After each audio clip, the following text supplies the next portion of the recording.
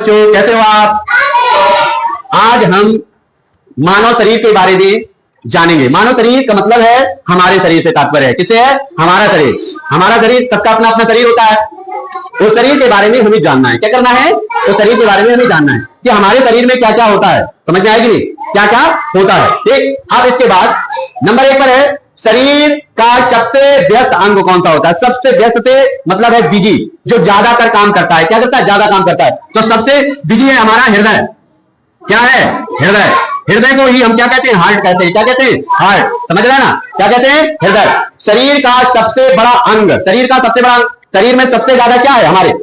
क्या है? त्वचा है। क्या है? त्वचा। तो सबसे शरीर का सबसे बड़ा अंग क्या हुआ? त्वचा। क्या हुआ? त्वचा।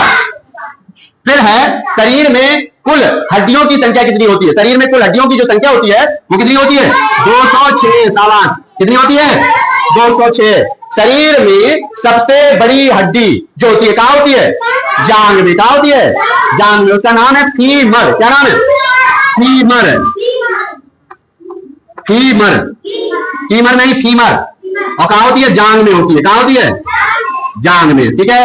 फिर अगला है हमारा 5वें नंबर पे शरीर में पसलियों की संख्या। पसलियां, पसलियां छाती में होती है हमारी। छाती में जो आगे, ठीक है, हमारे फेफड़ों को सुरक्षित रखती है। ठीक है, क्योंकि आगे हमारे 12 इधर होती है, 12 इधर होती है। कितनी होती है? 14 होती है। 12 जोड़ी होती है। कितनी होती है? 12 जोड़ी। कितनी होती है बेटा? 12 जोड़ी। 12 जोड़ी। 12 जोड़ी। ठीक है। फिर इसके बाद शरीर की सबसे छोटी जो हड्डी होती है क्या होती है? शरीर की सबसे छोटी हड्डी होती है कहां होती है? कान की हड्डी होती है। कहां होती है? कान की हड्डी। कान की हड्डी। कान की हड्डी। अब फिर इसके बाद दूध के